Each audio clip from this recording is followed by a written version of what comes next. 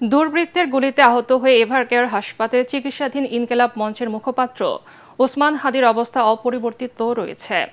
বুলেটের ছোট অংশ মস্তিষ্কের ভেতরে জমাট বেঁধে আছে, তবে এখনই সার্জারির প্রয়োজন নেই বলে জানিয়েছেন ঢাকা মেডিকেল কলেজ হাসপাতালের নিউরো সার্জিক্যাল টিমের সদস্য ডাক্তার আব্দুল আহাদ। দুপুর রাজধানীর এভারকেয়ার হাসপাতালের সামনে সংবাদ সম্মেলনে তিনি এসব তথ্য জানান পরিস্থিতির উন্নতি হলে তাকে উন্নত চিকিৎসার জন্য বিদেশে নেওয়া হতে পারে, তবে সেই সিদ্ধান্ত তার পরিবার নেবে বলে জানিয়েছেন তিনি। সরকার জুলাই যোদ্ধাদের নিরাপত্তা দিতে ব্যর্থ হয়েছেন বলেও মন্তব্য করেন ডাক্তার আব্দুল আহাদ। অপশক্তিরা নির্বাচনকে বাধাগ্রস্ত করতে এই ধরনের কাজ করছে, তাই অবিলম্বে অপরাধীকে গ্রেফতার করে দ্রুত আইনের আওতায় আনার আহ্বান জানান তিনি।